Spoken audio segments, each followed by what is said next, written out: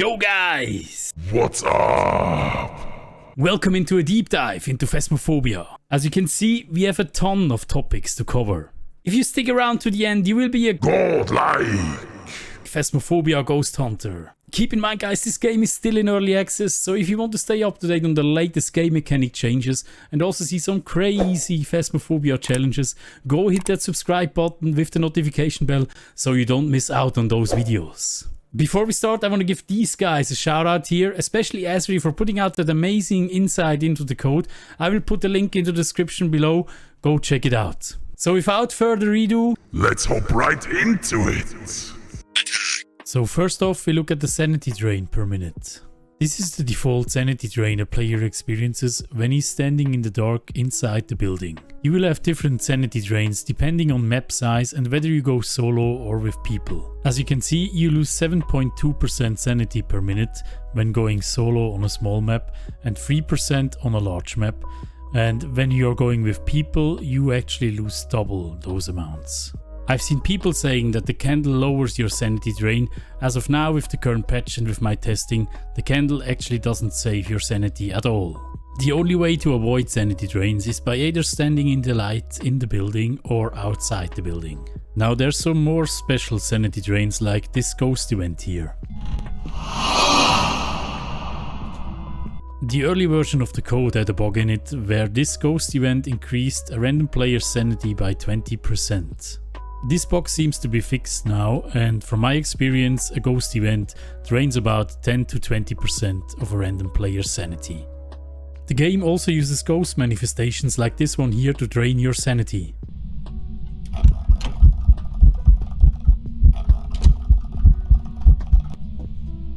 So the ghost showed himself for 4.52 seconds and at a rate of 0.2% per second, that is a 0.9% sanity loss for the player.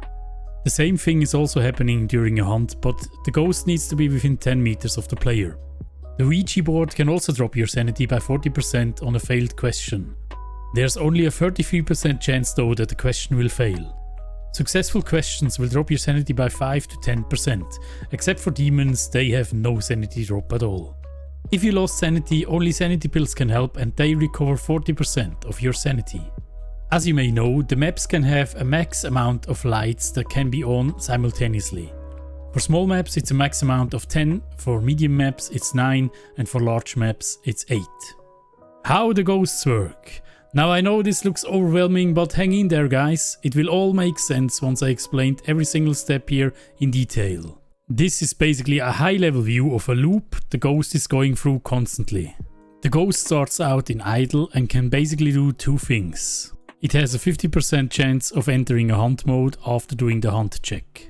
Or it does an activity check that, if it succeeds, has a 45% chance of an interaction or a 36% chance of using the ghost's special ability. If, however, the activity check fails, it has a 20% chance of interaction, a 20% chance of wandering around, or if both fail, it goes back to the favorite room. If it is done with any of those actions, it goes back to idle and it starts from the beginning. So let's take a quick look at the idle state. The idle state is set when the ghost enters its favorite room, or it can also happen after ghost specific abilities outside the favorite room. It will also reset the random ability value for the ghost interaction, which I will come back to in the activity check. As already mentioned, this is also the state where the ghost decides to start a hunt. So the ghost's ability value is a random value based on difficulty.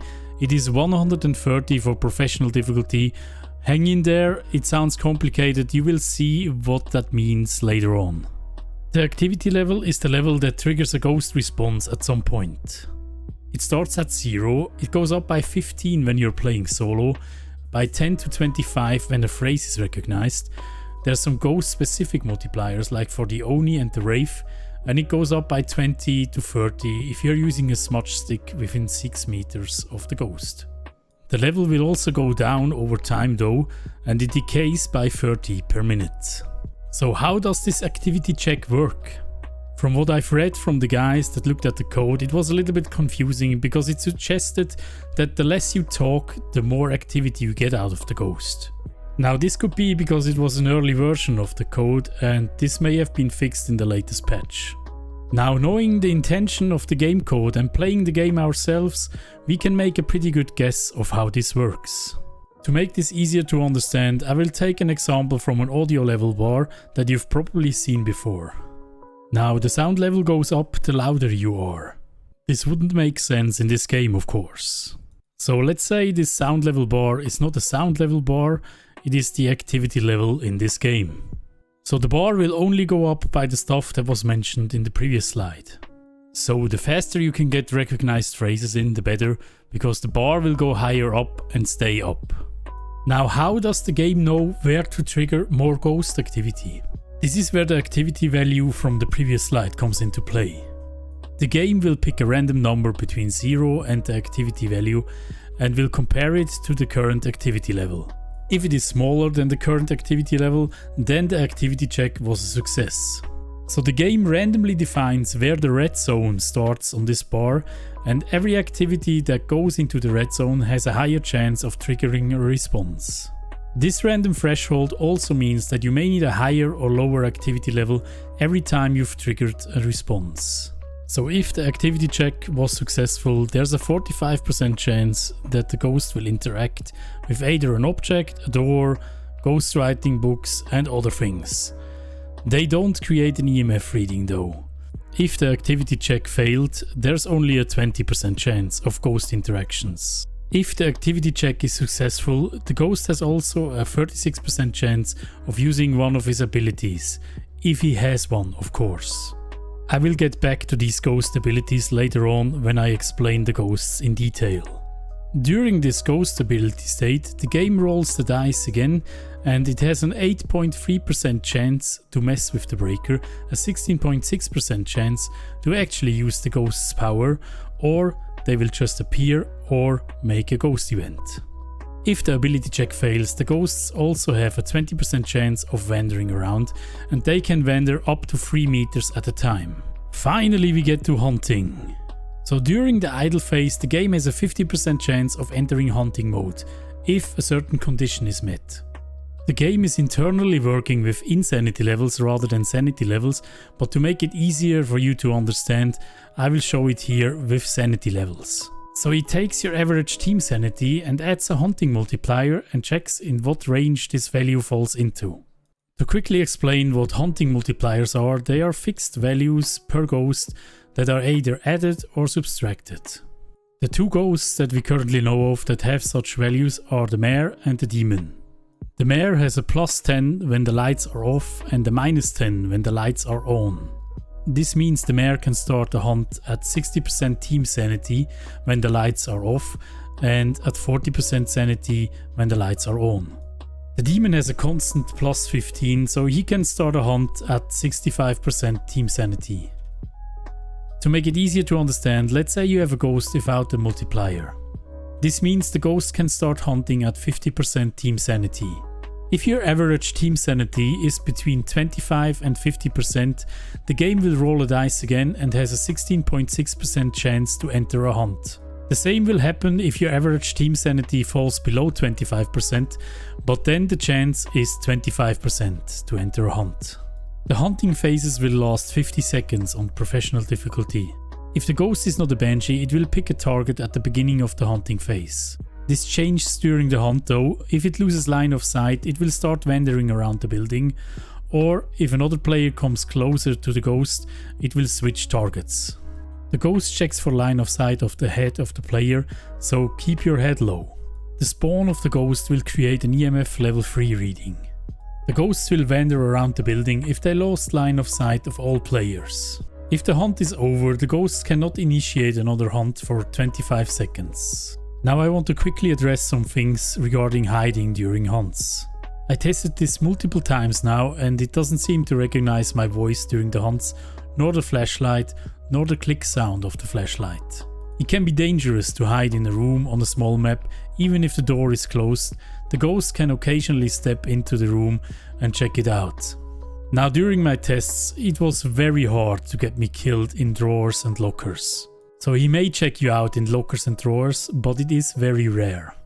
The game seems to steer the ghost towards the player if there is no door in between. I tested this on Bleasdale in the attic, hiding behind furniture, once with flashlight and once without.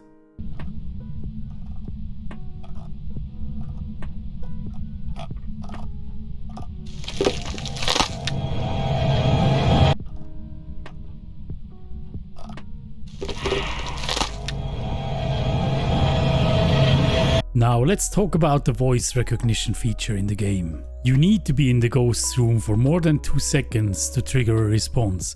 And I want to emphasize one thing here: you need to be in the ghost's room to trigger a response. So it is completely pointless to try to trigger a response outside of the ghost's room. Saying the ghost's name can only get a reaction every 20 seconds, and saying the ghost's first name is totally sufficient. These are the generic reaction phrases that the game recognizes. As you may have noticed, the word is mentioned twice. This could suggest that this word is increasing the activity level faster.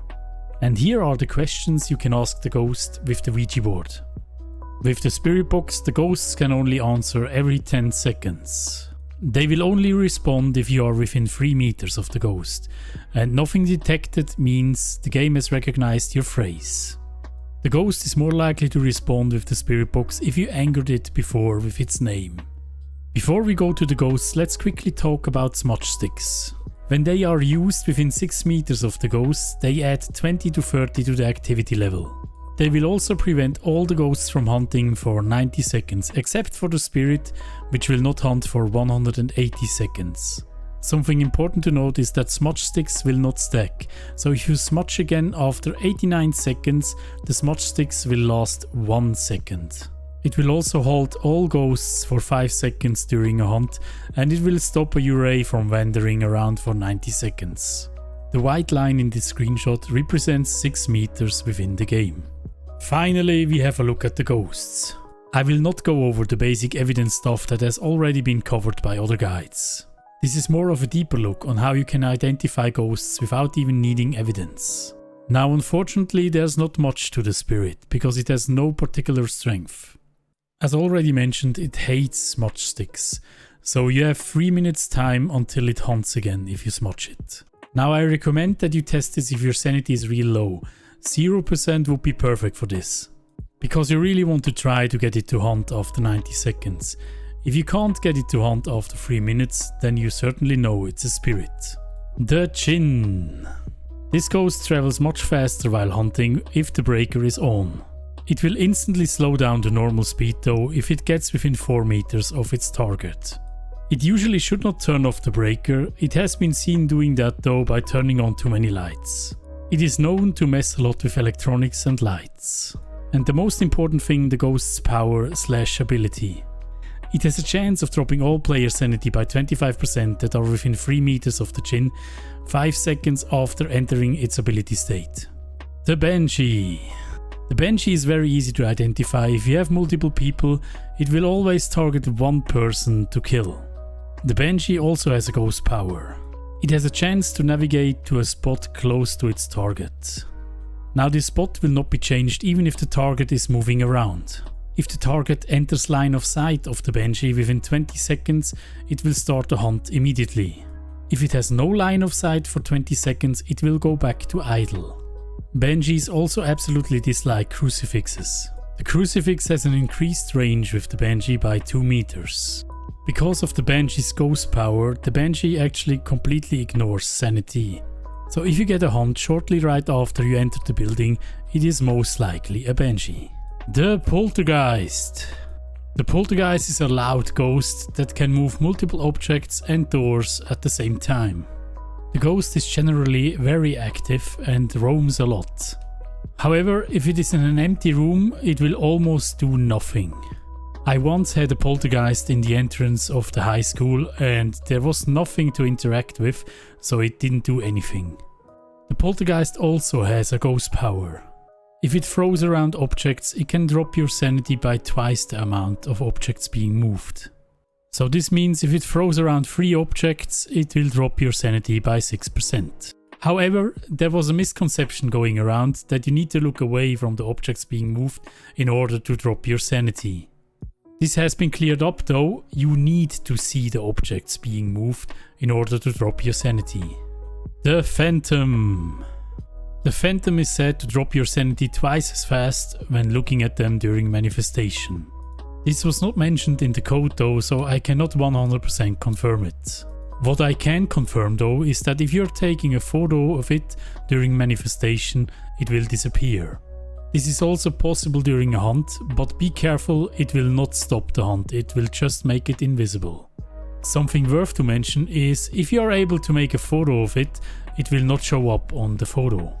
Before you come to the conclusion that it is a phantom, please double check your journal to see if it recognized it as a ghost photo. Now the Phantom has also this cool ability to not show up as often during hunts. It is visible every 1 to 2 seconds, while all other ghosts are visible between 0.3 and 1 second. Now the Phantom also has a ghost power, it can move to a random player's position and enter idle mode while also creating an EMF level 2 reading. The Wraith. The Wraith is said to see through doors and lockers, and it can also move through objects and walls. I've never seen it doing that though, so maybe that is a feature that is still coming up. As you may know, the Wraiths can fly, but they will also touch the ground while also making footsteps. They will also walk into salt, but they will not make visible footprints with UV light. There have been people saying though that they've seen Wraiths doing footprints right next to each other. So I could imagine this very well happening because the Wraith is actually just touching the ground instead of walking. The Wraith absolutely hates salt. So if it touches salt, it will permanently increase its activity level by 50. The Wraith also has a ghost power, it can teleport within 3 meters of a player and enter idle mode. This will also create an EMF level 2 reading. The Mare. The Mare is the ghost that loves darkness, so it can attack at 60% team sanity when the lights are out in its room. If the lights are on, it can only attack below 40% average team sanity.